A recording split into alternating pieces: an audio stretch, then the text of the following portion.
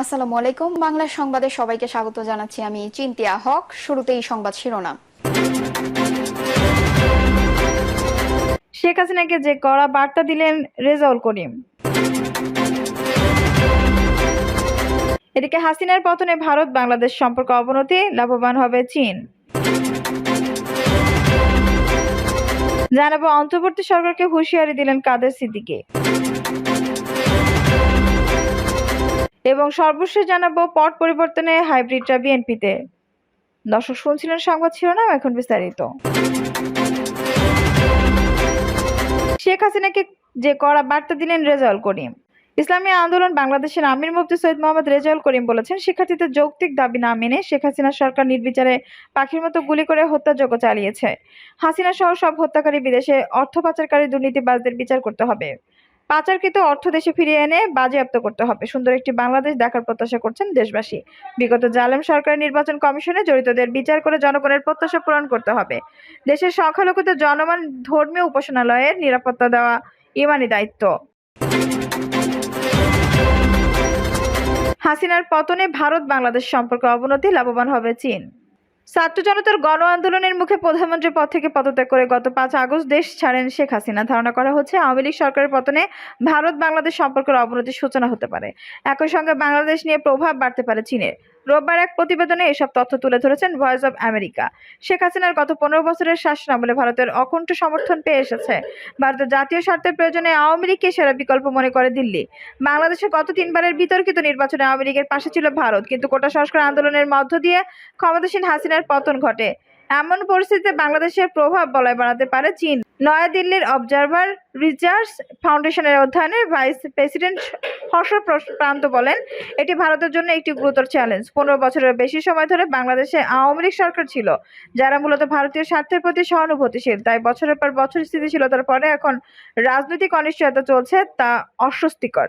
বাংলাদেশে চীনের বড় ভূমিকা নিয়ে উদ্বেগে থাকবে ভারতের। বিগত শাসনামলে উন্নয়নের স্বার্থে চীনের সঙ্গে সম্পর্ক বজায় রেখে চলতে হয়েছে শেখ হাসিনাকে।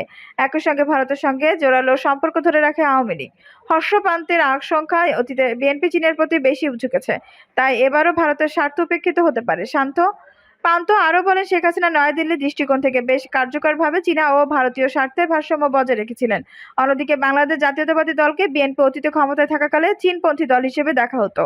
আওয়ামী লীগ সরকার যেভাবে ভারতের কংগ্রেস এবং বিজেপির সঙ্গে সম্পর্কের ভিত্তি ধরে রেখেছিলেন, ঠিক সেভাবে দিল্লিকে ও ঢাকার পরিবর্তিত সরকারের সঙ্গে কাজ করতে হবে বলেছেন centre of policy dialogue fellow doctor Debapriya Bhattacharya. এর আগেও বিএনপির সঙ্গে কাজ করেছে ভারত। বাংলাদেশ নিয়ে ভারতের নীতি পরিবর্তনের কথাও বলেছেন তিনি। ডক্টর দেবপ্রিয় বলেন, বাংলাদেশের জনগণের সাথে ভারতকে তার পুরনো নীতির প্রতিফলন করতে হবে। তবে এখন সময় এসেছে নতুন ভিত্তিতে সম্পর্ক পুনর্গঠনের। বাংলাদেশ দিল্লিতে পরিবর্তনশীল সরকারগুলোর সঙ্গে থাকতে শিখেছে, ভারতকেও তাই করতে হবে। এদিকে বাংলাদেশের শাসন ক্ষমতা আওয়ামী লীগ না থাকলে ভারতের পূর্বাঞ্চলীয় রাজ্যগুলো নিরাপদ থাকবে না বলেছেন শেখ হাসিনা পুত্র সজীব ওয়াজেদ জয়। এ কারণে মোদী সরকারকে বাংলাদেশে চাপ প্রয়োগ করার আহ্বানও করেছেন তিনি। টাইমস অফ ইন্ডিয়াকে জয় বলেন, আওয়ামী লীগ ক্ষমতায় না থাকলে ভারতের পূর্বাঞ্চলীয় সীমান্ত নিরাপদ থাকবে না। বিএনপি জামায়াতের জোট হলে সেটা ভারতের জন্য ভালো নাও হতে পারে, কারণ জামায়াত জঙ্গিবাদী থেকে বিরত থাকবে না।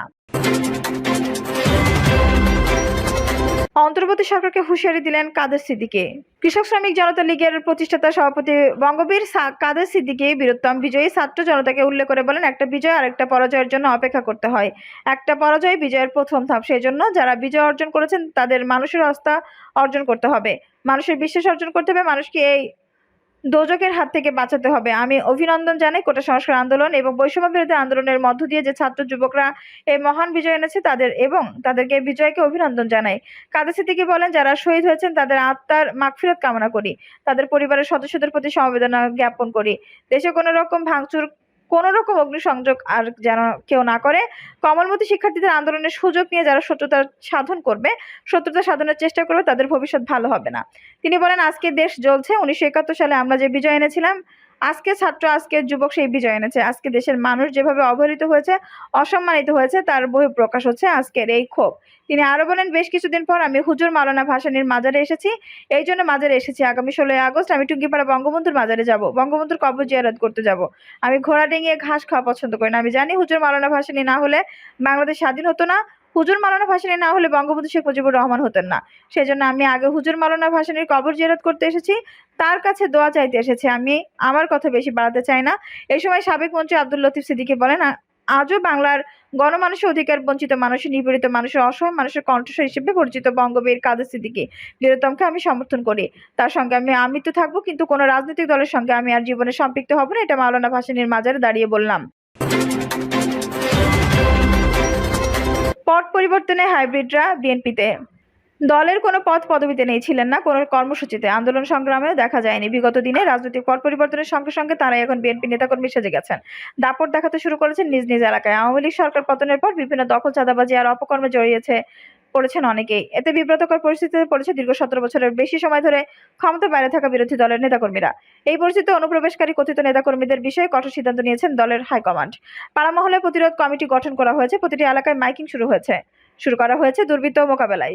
শুধু হাইব্রিড নেতাকর্মী নয়, দলের কোনো নেতাকর্মী অপকর্মে সম্পৃক্ত হলে তাৎক্ষণিক শাস্তিমূলক ব্যবস্থা দেওয়ার নির্দেশনা দেওয়া হয়েছে। বিএনপি নেতারা জানান, দীর্ঘ 15 বছর ধরে একটি স্বৈরশাসকের বিরুদ্ধে তারা লড়াই করেছেন। হত্যা, নির্যাতন, মামলা, হামলা আর জেলবন্দি জীবন পার করে ছাত্র জনতার সম্মিলিত আন্দোলনের গত সোমবার আওয়ামী লীগের সরকারের পতন হয়েছে। আর এর পরপরই দেশের বিভিন্ন স্থানে দৃশ্যপট পরিবর্তন হতে শুরু করেছে। যখন বিএনপি সহ বিরোধী দলের নেতাকর্মীরা বিজয় উৎসব নিয়ে ব্যস্ত সময় পার করছে, পলাতক জীবন থেকে স্বাভাবিক জীবনে আসার প্রক্রিয়া শুরু করেছে, তখনই শুরু হয় বিভিন্ন স্থানে দখল, অগ্নিসংযোগ, চাঁদাবাজি ও সংখ্যালঘুদের উপর হামলার ঘটনা। এতে পুরো আন্দোলনে তাদের সফলতা বিজয় অনেকটা ম্লান হতে পারে। আবার একটি পক্ষ বিএনপি সহ অন্যান্য দলের নেতাকর্মীদের উপর দোষারোপের ব্লেম গেম শুরু করেছে। এমন প্রেক্ষাপটে বিএনপির ভারপ্রাপ্ত চেয়ারম্যান তারেক রহমানের বিজয়ের দিনই এই ভিডিও বার্তার নৈরাজ্য বন্ধ করতে কঠোর নির্দেশনা দেন। এতে সারা দেশে সহিংসতা একটু কমলেও পুরোটা বন্ধ হচ্ছিল না। তখন দেশবাসী এবং দলের নেতাকর্মীকে উদ্দেশ্য করে সহিংসতা নৈরাজ্য বন্ধ করতে বার্তা দিতে গত বুধবার ঢাকা সমাবেশের আয়োজন করে দলটি।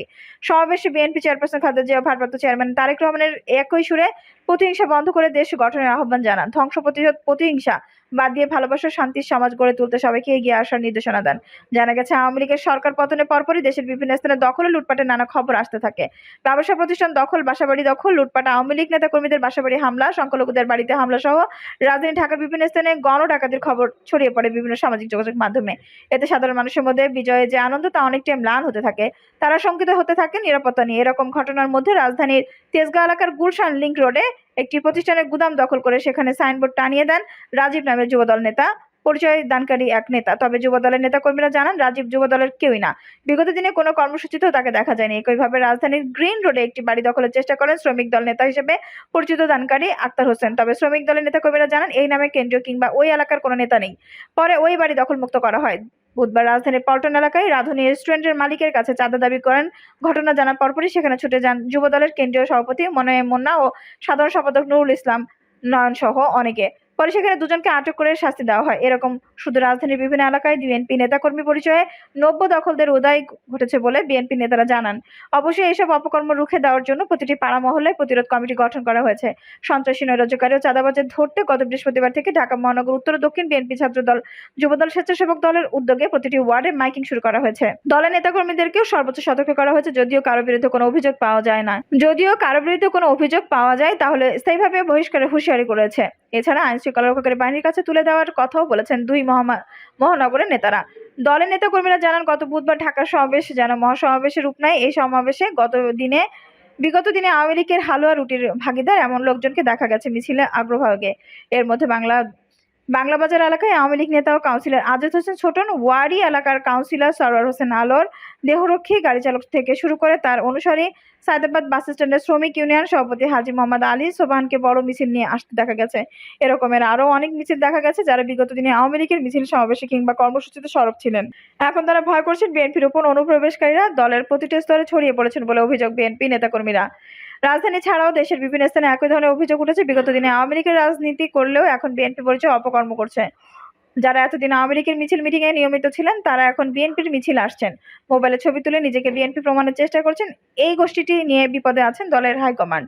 তাদের চিহ্নিত করে এখনই সতর্ক থাকার নির্দেশনা দিয়েছেন শীর্ষ নেতা তারেক রহমান। বিএনপি সিনিয়র যুগ্ম মহাসচিব রুহুল কবির রিজভী বলেন, দলের অনুপ্রবেশ ঠেকাতে এরই মধ্যে নির্দেশনা জারি করা হয়েছে। এতে বলা হয়েছে, পরবর্তী নির্দেশ না দেওয়া পর্যন্ত বিএনপির ওয়ার্ড থেকে জাতীয় পর্যায়ে এবং অঙ্গ সহযোগী সংগঠনের ওয়ার্ড থেকে কেন্দ্রীয় কমিটি পর্যন্ত কোনো স্তরেই কমিটিতে অন্য কোনো রাজনৈতিক দলের নেতাকর্মী বা অরাজনৈতিক ব্যক্তিকে যোগদান করানো যাবে না। জানা গেছে, এসব অনুপ্রবেশকারী বিভিন্ন অপকর্ম করলেও দায় নিতে হচ্ছে বিএনপিকে। বুধবার নারায়ণগঞ্জের সোনারগাঁও উপজেলা বারাদি ইউনিয়নের নুনারেটকে এলাকার শ্রমিক লীগ নেতা শক্কুর মাহমুদের ইন্ধনে আওয়ামী লীগের 16 নেতাকর্মীর বাড়িতে হামলা, ভাঙচুর ও লুটপাট করেছে দুর্বৃত্তরা। আওয়ামী লীগের নেতাকর্মীরা বাড়ি ছেড়ে আত্মগোপনে যাওয়ার সুযোগে দুর্বৃত্তরা এই হামলা চালায়।